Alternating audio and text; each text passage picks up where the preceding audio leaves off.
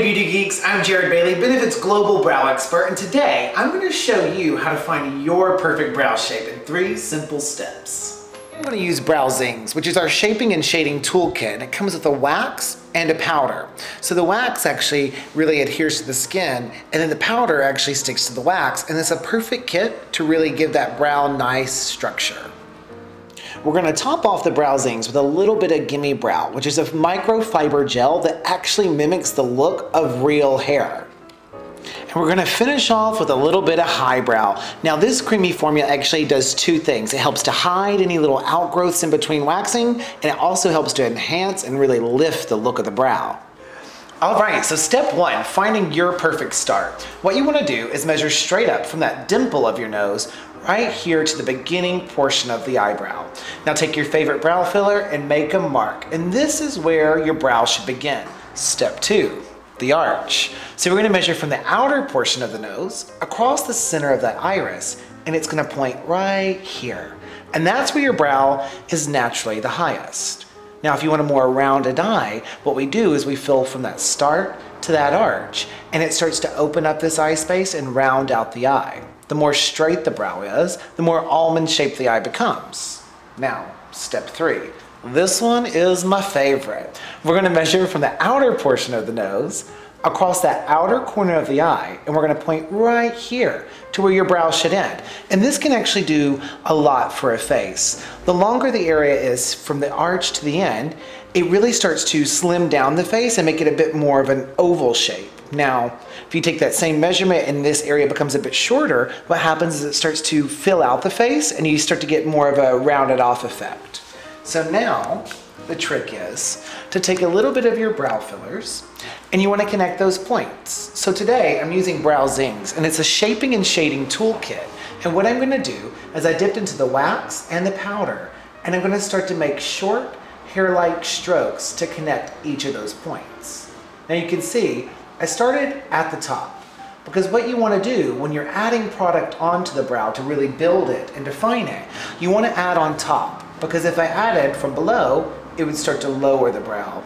And no girl wants to be low brow.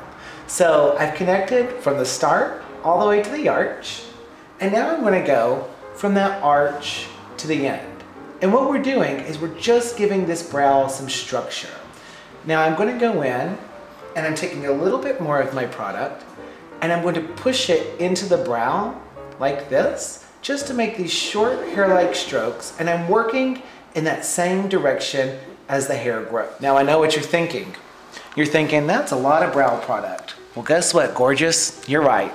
So the key with making your brows look natural, it's all about blending. So once I really fill in this brow, I'm going to blend it in a way that actually makes it look really, really natural.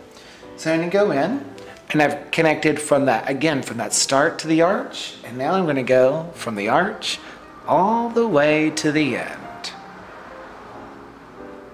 All right, we even extended that brow a bit, and now I'll erase my little points that I made with my favorite brush, these guys.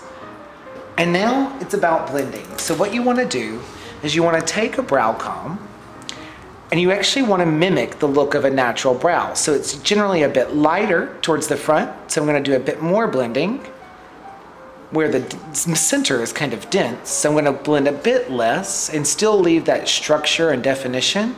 And then I'm going to blend a bit more towards the end, where the hair tends to be a bit fair or a bit sparse. If you really want to go natural and you really want to amp up the volume, you can add another product like Benefit GimMe Brow. And you want to add like a three-dimensional effect. That one was a tough one. And now, when you put that product on, are you getting it on the skin as well, or just on the hair? So it's a gel, so it's really going to stick mostly to the hair. Now, third step, Benefit Highbrow. And I'm actually going to take it just below that brow, almost like an instant eye lift every single time you use it. So I'll take it and I'll slowly start to blend away, and then there you have it. Perfect arches. You look gorgeous, gorgeous. She does, right? Now, if you have super, super thin brows, what's your guide for overdrawing, or can you? So, you know, with thin brows, what you can see what I'm doing is I'm actually going right along that hairline, but we are cheating it a little. You can fight Mother Nature, but not too hard. So if you have thin brows and you want to thicken them up, what you want to do is just slightly move outside that hairline just to start applying a little bit of product. Well, I noticed that you're not just blending straight up. You're sort of blending in the direction that you want the brow to go. Yeah, you want to style the brows, almost like styling your hair. So in the front portion, her brow hair grows up, so I'm going to kind of go that way, but then I'm going to make it do what I want it to do. I'm going to kind of lean it over to the left a bit.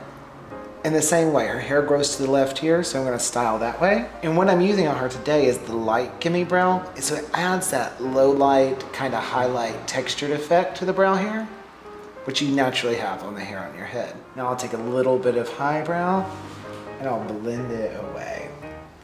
So there you have it, perfect arches. And if she sleeps on her back, they can last for days.